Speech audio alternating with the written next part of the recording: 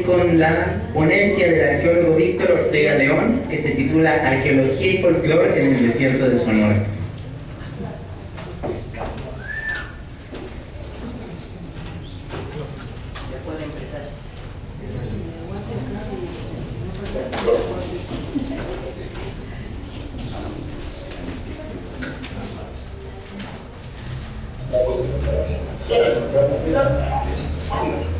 ¿Sí me escuchan? Sí, sí,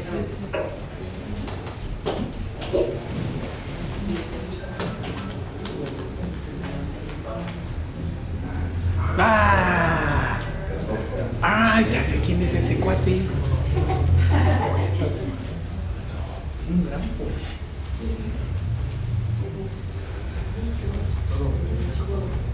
No, si nos puedes esperar un minuto, por favor. Si te puedes quitar el silencio. No leemos los labios.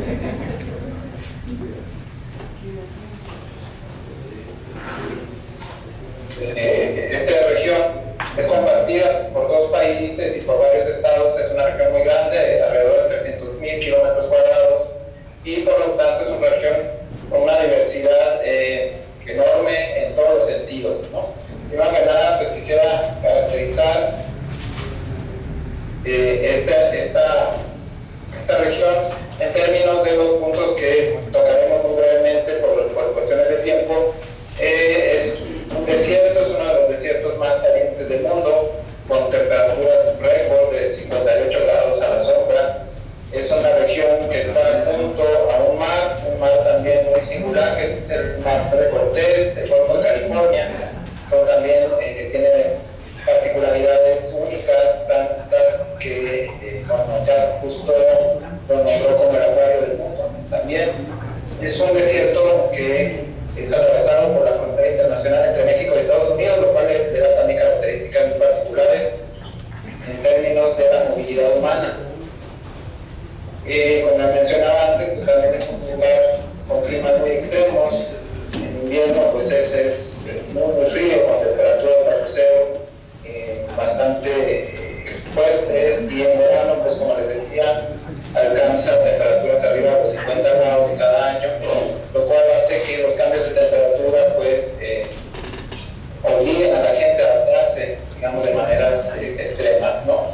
También es una región con una riqueza fosífera enorme, ya que pues, hace millones de años, hace decenas de miles de años en esta región, a pesar de que hoy es desierto, pues había un clima más favorable, había lagos y por lo tanto había fauna pleistocénica en abundancia, ¿no? Hablamos tanto de la época de los dinosaurios como de la época pues, más reciente, donde había mamuts y ese tipo de fauna, ¿no? de megafauna. Y bueno, también hay una adaptación humana ahí que tiene miles de años. Hay sitios de los más antiguos en América, la cultura Clovis, por ejemplo, está presente, la cultura San Dieguito, etc. Ahorita platicaremos un poquito de eso. Y esta diversidad humana pues no se ha perdido a lo largo de los miles de años. Continúan muchas culturas indígenas originarias compartiendo este espacio con pues todos los habitantes que llegaron después a poblar, ¿no? Los colonizadores que venían de Europa, y actualmente pues la diversidad de la migración que se da en la frontera, ¿no? Y finalmente las condiciones geológicas de este desierto hacen que su riqueza mineralógica sea también pues muy abundante y muy complicada. Hay una actividad minera aquí muy fuerte de la que platicaremos un poquito más adelante. Estamos viendo aquí algunas imágenes de las muchas regiones que hay en este desierto. Uno se imagina un desierto normalmente pues, como dunas, como las que estamos viendo en este momento, pero hay otro tipo de paisajes dentro de este desierto. Estamos viendo aquí, por ejemplo, la parte del desierto de Pinacate, que es un desierto de cráteres volcánicos, que está dentro de este desierto de Sonora. Y el desierto también, pues, en determinadas épocas del año, pues, florece, ¿no? Y da pie, digamos, también a la proliferación de muchas especies endémicas aquí, ¿no? Sí.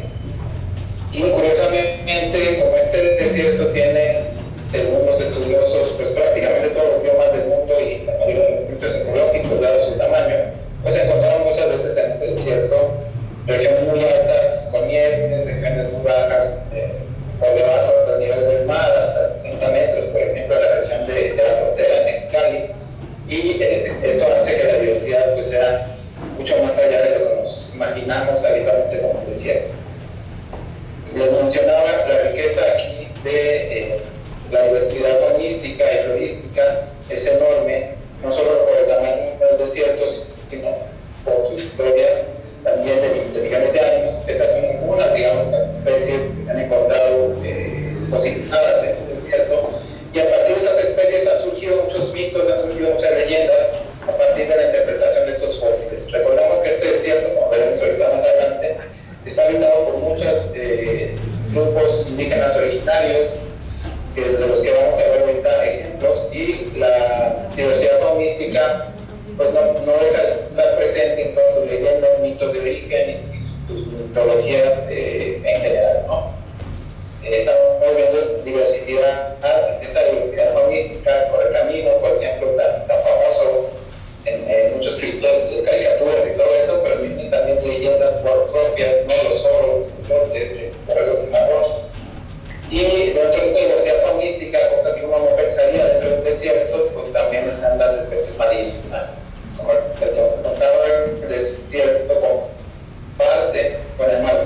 Para los habitantes del desierto, de este desierto, es muy común ver delfines, ballenas, tiburones y muchas especies marinas que aprovechan precisamente porque el desierto y el mar están unidos en la costa de este Golfo del Caribe. ¿Sí? Hay una tradición conjunta entre las culturas marítimas del desierto y las culturas del desierto. No hay una separación en este lugar. Como dice el título de esta ponencia, bueno, lo que nosotros hemos investigado es a partir de proyectos arqueológicos que se han llevado a cabo en toda esta región.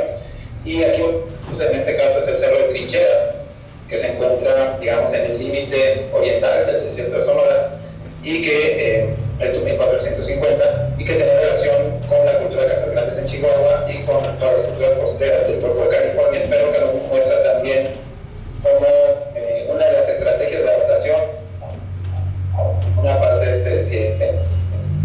¿No? En estos sitios hay zonas, digamos, que se han interpretado como de actividad ritual, y uno de los rasgos más representativos de este desierto es que prácticamente el 70%, si no es que más, de todos los cerros de este desierto, pues hay arte rupestre. El desierto ha tenido una ocupación humana no solo en los poblados, sino en los espacios visibles del desierto. El desierto se presta mucho para hacer investigaciones sobre el paisaje, y este paisaje ha sido humanizado a través de arte rupestre en la mayor parte de su territorio, ¿no? El Casa Grande es otra de las zonas más conocidas relacionada con la cultura Cococa, y donde otra de las formas de adaptación, a diferencia del Cerro de Trincheras que vimos hace rato, que eran de balancear cerros, en la cultura Cococa pues se construían canales en el desierto, ¿no? Para aprovechar la escasa agua que había.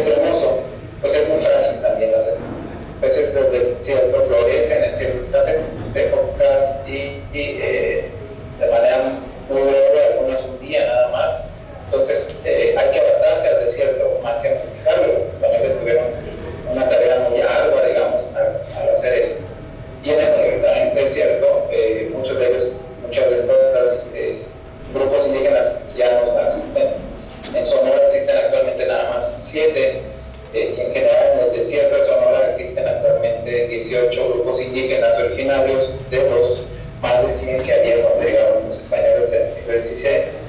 Y a partir de los relatos de estos grupos, pues nosotros encontramos muchas leyendas que forman parte del folclore específico del desierto, ¿no? Aquí vemos algunas de estos grupos originarios, como son los Keris, famosos, que son grupos costeros, viven literalmente en el mar, pero son grupos del desierto. Unos aspectos de su cultura, los mayos también, que viven en algunas zonas, algunos pueblos del desierto, aunque son más del sur de Sonora, ¿no? Los yaquis, que también habitan parte de Arizona, los Cucapá, que habitan en la península de Baja California, y los páparos, digamos que serían los más representativos del desierto de Sonora, o Tohono, como se llaman a sí mismos en las comunidades de los Estados Unidos. Este grupo de los páparos es uno de los que está partido por la frontera internacional, pero es de los que tienen una tradición mitológica más fuerte con respecto al desierto, a la parte central del desierto, la parte más caliente del desierto. En los territorios de los pájaros, por ejemplo, todavía quedan restos de lagunas, de las lagunas del Cuaternario, con restos fósiles de mamuts dentro de la laguna. Y en esta laguna, por ejemplo, es un lugar sagrado que ellos interpretan como el escenario, como una lucha mitológica de creación del mundo, cuando el gran hermano Itori luchó con una serpiente, con una gran serpiente. Los restos de mamut son interpretados como los restos de esta gran serpiente, ¿no? Entonces, a pesar de que uno llega, digamos, con un proyecto arqueológico queriendo estudiar fósiles, para ellos tiene un significado diferente el hecho de que queramos profanar, digamos, un espacio sagrado donde están los restos de las pruebas, digamos, de un relato mitológico. Entonces, cuando se topa uno con estas otras interpretaciones, pues ya no es tan propio quizá caracterizar como folclore, ¿no? Porque igual folclore pues son nuestras propias creencias o interpretaciones vistas desde otro punto de vista, ¿no? Estas reinterpretaciones, sin embargo, son parte de la riqueza de las historias que se cuentan en el desierto, ¿no? Los grupos indígenas cuentan su propia interpretación del desierto y los grupos no indígenas las asumen muchas veces y las tejen con sus propias interpretaciones. Muchos de estos grupos indígenas son muy celosos de sus territorios. Sin embargo, las condiciones económicas de muchos de estos lugares hacen que cedan muchas veces ante presiones de grandes transnacionales. En este caso, una de las principales presiones son los grupos mineros, las grandes mineras internacionales, que a sabiendas de que el territorio del desierto es un grupo de minerales, pues presionan y ofrecen dinero a grupos indígenas que bueno, están en condiciones económicas a veces deplorables, ¿no? En este caso, por ejemplo, los Seris, que es un grupo aproximadamente de 900 personas o 1000, pues tienen escasos recursos y los grupos mineros pues se aprovechan de ellos, ¿no? Los pájaros también, la mayoría de los grupos de los pueblos pájaros que están en el lado mexicano ya están siendo abandonados, se van a Estados Unidos precisamente por esta escasez económica. Sin embargo, la riqueza mineralógica del desierto ha suscitado a su vez, aparte de estas relaciones económicas, ha suscitado también muchas leyendas. Esta parte del desierto, también en términos históricos, es un área donde se vivió también la fiebre del oro, o sea, que vemos en las películas westerns de Hollywood, donde se habla de que bueno, había una explotación aurífera muy grande, mucha gente migraba hacia allá, y nosotros nos imaginamos pues a California y Arizona, ¿no? Sin embargo, eso ocurrió también en la parte del noreste de México, todo está alrededor del centro de Sonora, y las mismas historias de campesinos, de buscadores de tesoros, de la riqueza aurífera, se vivió también en todo el desierto, no solo digamos en la zona de California, en las películas de la gente, ¿no? Esta riqueza aurífera también propició que y aquí circulan, cuando uno está trabajando en proyectos arqueológicos, pues no se puede abstraer de lo que la gente platica en los ranchos, en los pueblos, acerca de la búsqueda del oro, ¿no?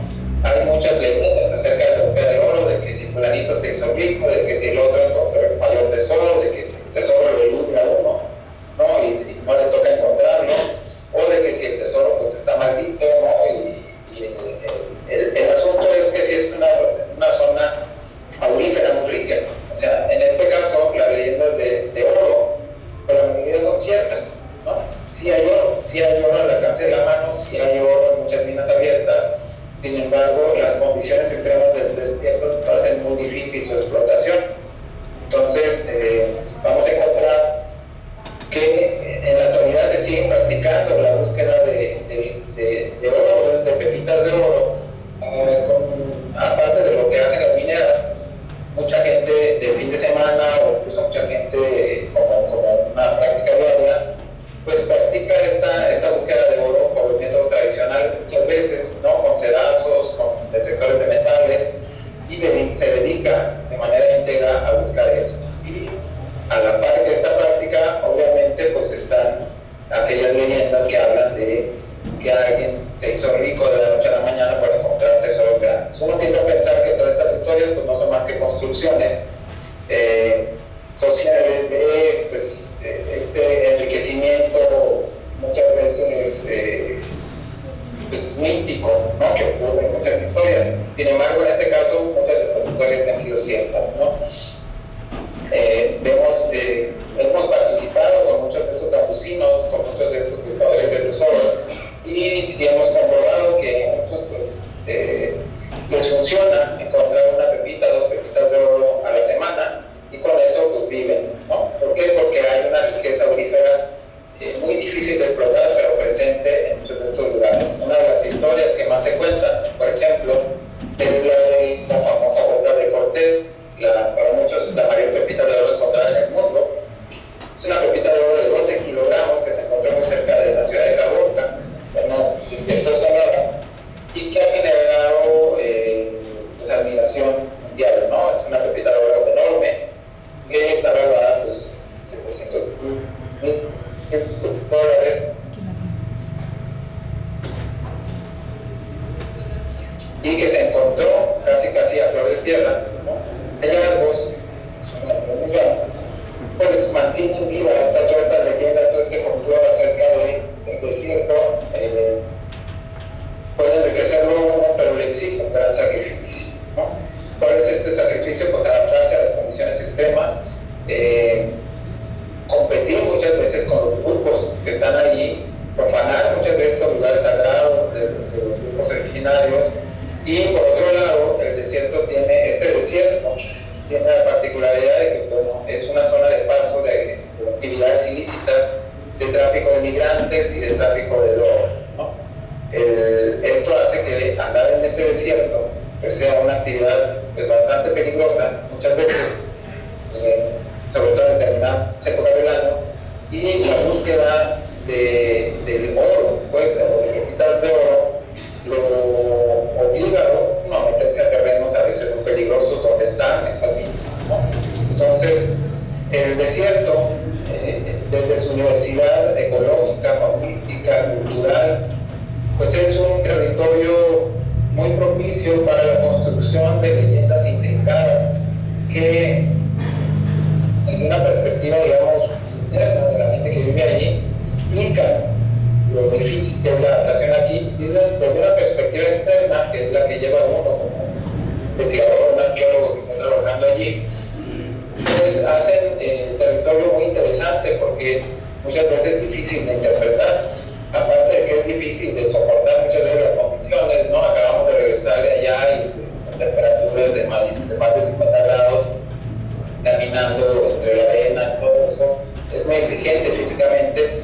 Entonces, sin embargo, esta diversidad, esta riqueza del desierto hace que sea un lugar muy interesante, porque no es fácil de interpretar, precisamente porque hay entretejidas aquí miles de historias a través de miles de años y con componentes culturales tan diversos como todas las poblaciones que cumplen por ahí, no solo actualmente, sino que han existido, que están registradas, digamos, en los relatos de los españoles, en los sitios arqueológicos, en todo el lado rupestre.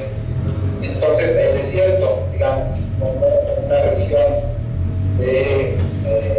generadora de leyendas, es parte de una investigación que estamos haciendo actualmente. Y queríamos presentar, pues, este escenario tan particular dentro del planeta, ¿no? La conjunción entre desierto y mar, esta conjunción entre desierto, de arena y volcanes, de desierto y sierras, que hace que esta zona pues sea prácticamente inagotable para los estudios no solo arqueológicos, sino del folclorismo dentro de la región del noroeste de México.